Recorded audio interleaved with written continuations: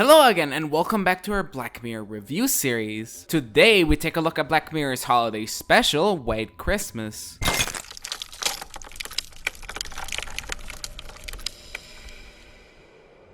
First off, just the idea of a Black Mirror Christmas special is kind of ridiculous. Because, well, it's Black Mirror, one of the most cynical and depressing shows ever, and holiday specials are usually meant to be comfy and safe and, you know, watch by the fire with your family type deals. So going into it, I thought Charlie Brooker was just gonna steal Christmas from us, but that's not what happens here. The episode doesn't really dissect the holiday like I thought it would. Christmas is just used as the setting in which the story happens to take place in. The plot itself has very little to do with Christmas as a concept, but having it as the setting gives it a really nice cold atmosphere, which I really liked. Anyways, the way this episode is structured is pretty different to episodes prior. The first two seasons of Black Mirror both had 3 45-minute episodes each. What they do in White Christmas is package 3 smaller interconnected stories into one big hour-and-a-half movie, basically.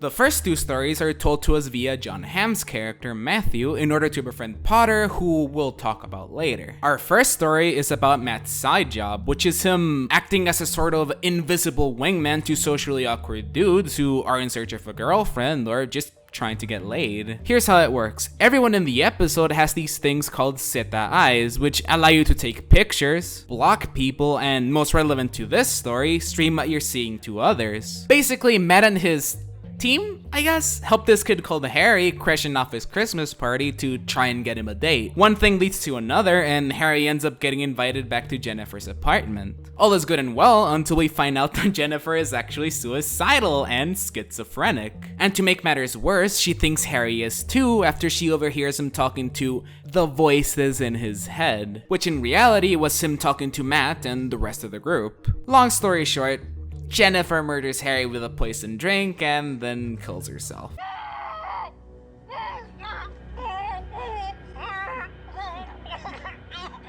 Well, it's not much of a Christmas story.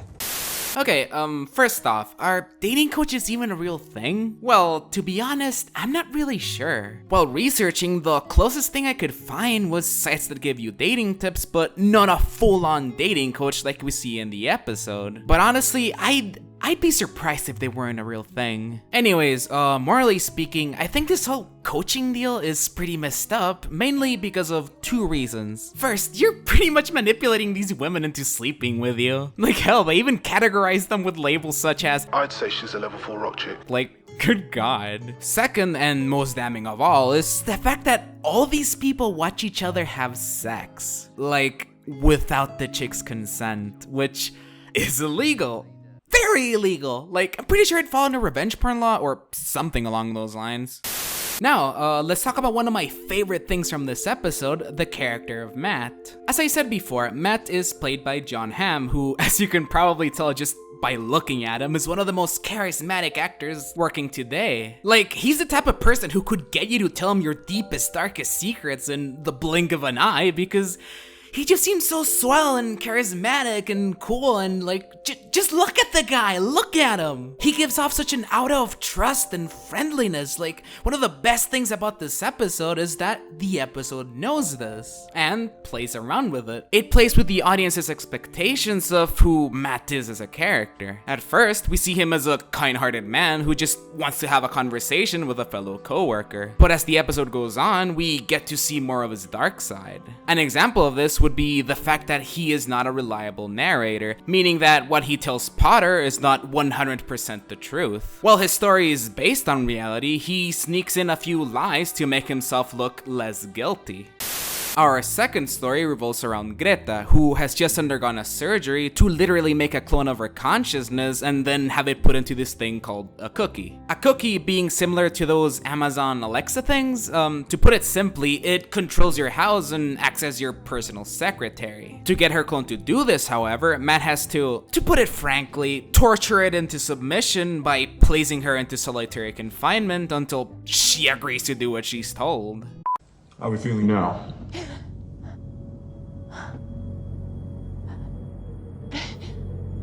Please, give me something to do. Now, morally speaking, I'm kind of divided on whether or not this cookie thing would be immoral because, well, they're not real people. It's just code. But on the other hand, it thinks it's a real person and it acts like a real person, so that complicates things a bit. I mean, the way I look at it would be like watching a really gory, torture pornish movie like Saw, for example. Now, me personally, I see these types of movies as being kind of disgusting and fucked up, but I wouldn't call them immoral because the violence they show is not actually real. The actors who were tortured in these movies weren't actually tortured, it's all fake. Which I think is the same deal with the text shown in the episode. It's not a real person, it just acts like a real person. It pretends to be a real person, but in reality, it's not. It's nothing more than code. Also, if I said that the cookie was immoral, that would mean that I'd also have to condemn things like violent video games as well, because it's pretty much the same thing. In both cases, you're torturing, or in the case of most games, killing virtual representations of life, and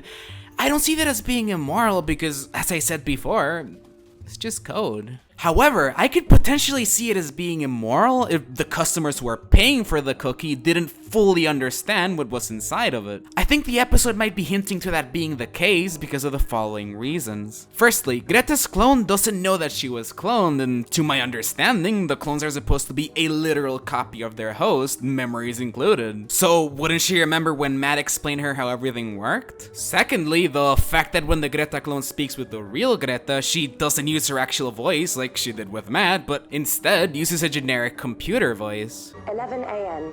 Hair with Stelios. 12:30. Lunch at Barney's Brasserie with Annabelle. I'm not doing this. I'm not some sort of push-button toaster monkey. Would you prefer to do nothing? Well, I'm not doing this. So basically the way I think it works is that they explain the cookie in the vaguest way possible so that potential customers aren't freaked out by the fact that they're kind of enslaving themselves to themselves. Our third and last story revolves around Joe Potter and how he ended up in the cabin with Matt. His story begins when he finds a pregnancy test in the trash can, which implies that his wife, Beth, is pregnant. Overjoyed by this, Joe goes and asks Beth about it. She confirms that she is in fact pregnant, but she'll be having an abortion because she just doesn't want it. Naturally, Joe and Beth have a huge argument over this, which ends with Beth blocking Joe and then leaving the next morning. Blocking in this world works the same way you'd block someone in Facebook or Twitter, the only difference being that it's in real life instead of just in the computer. Now, this brings up another pretty interesting question, it being, why do we block people? Well, I think it's fair to say that people react in a more hostile manner when what you're telling them is kind of true. As an example, if someone told me, dude, you're a faggot, I'm not gonna get super mad because it's not remotely true. But if someone told me, dude, your voice sounds gay as fuck, I might get a little bit upset because, like, I don't have the manliest voice in the world, and basically, what I'm trying to say here is that I'd be more inclined to block the person whose insult had some semblance of truth in it rather than the one that didn't. So, in the case of the episode, I think she blocked him because she couldn't handle the truth. Deep down, she knew that he was right, and she hated that. A few months later, Joe spots Beth in town and notices that she didn't abort the baby. He goes and tries to talk to her, but because of the block, he's unable to. He ends up getting arrested and is given a restraining order as well, which bans Joe from going near both Beth and the baby. Determined to see her anyways, Joe embarks on a pilgrimage every Christmas to Beth's father's cottage in order to at least see his daughter's silhouette. This goes on for a period of 5 years until Beth dies, which in turn lifts the block on Joe's daughter. Joe then heads back to the cottage and is finally able to see his daughter. However, he finds out that he was not the father all along. Beth had cheated on him with another man. Joe then goes inside the cottage and confronts Beth's dad, and during the confrontation, loses his temper and hits him in the head with a snow globe, which kills him. Joe proceeds to flee the scene, leaving Beth's daughter alone in the cottage. She then heads out to try and find help, but ends up freezing to death instead.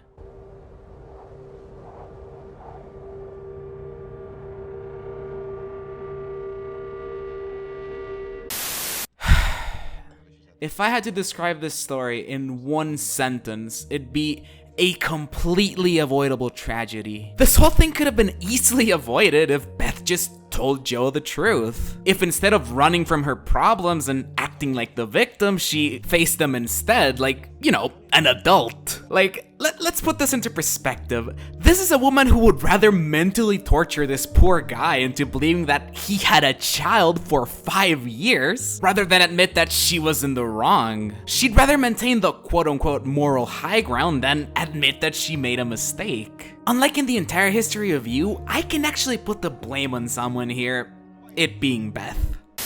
Anyways, after Joe finishes telling his story, we find out that Matt wasn't just a conversation-hungry coworker. In reality, they were both inside a cookie, and Matt was just there to get a confession out of Joe's clone in order to get released early for the crimes he committed in the second story. Oh, and I should probably point out that this confession would by no means hold up in an actual real-world court. In actual courts, full-blown confessions can be declared inadmissible for the smallest of details. One of which includes being under the influence, and yeah, Potter has had his good share of drinks during his confession. Then there's also the obvious fact that the confession is being given by a machine and not by the real Potter, which makes little to no sense. Like, this is a world in which clones of people are seen as being just code. They don't have any rights, but they're fully able to give a confession under the law? That's a bit contradictory in my book. However, I should clarify that I don't see this as being a flaw or a plot hole by any means. I'm just pointing out how crooked, distorted, and, to put it frankly, fucked up this episode's judicial and moral system seems to be. This episode presents a judicial system which completely ignores all the shades of gray that usually come with crimes. As an example, let's look at the police's treatment of Joe. Like, none of the cops are even remotely empathetic to him. They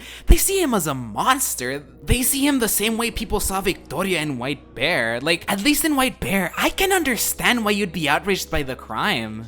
But here? Well, yes, what he did was undeniably horrible. I think most people can at least empathize with the guy. Anyways, Matt is then released from custody under one condition. He is to be blocked. By who? By everyone.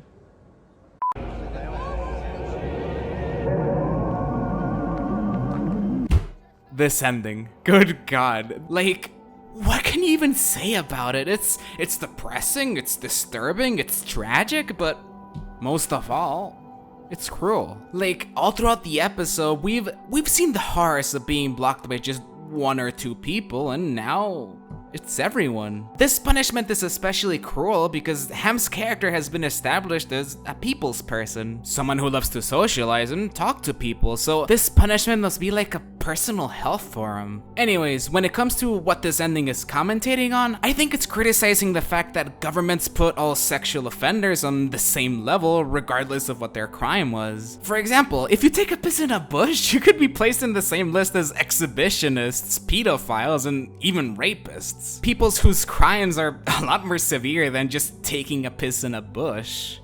A common complaint I hear for this episode is that the stories don't flow that well together. And yeah, they kind of don't. Like, you can obviously tell that each individual story here was probably at some point supposed to be their own standalone episode. So considering that, I think the creators did a pretty good job at making the stories not feel completely unrelated to each other. The first two stories serve more as introductions to the technology that we'll eventually see in the main event. If the episode dropped the first two stories and relegated itself to a 45-minute runtime, it'd have to waste a lot of precious time introducing each technology. Like, one must keep in mind that White Christmas has a grand total of 3 different technologies, whereas previous episodes usually only had 1. Having these extra stories in the beginning serves as a great way to introduce each technology without it feeling too forced or crowded. Anyways, in conclusion, I absolutely loved this episode. It felt like a great return to glory after 2 good but not great episodes. So yeah, that's that. Thanks for watching.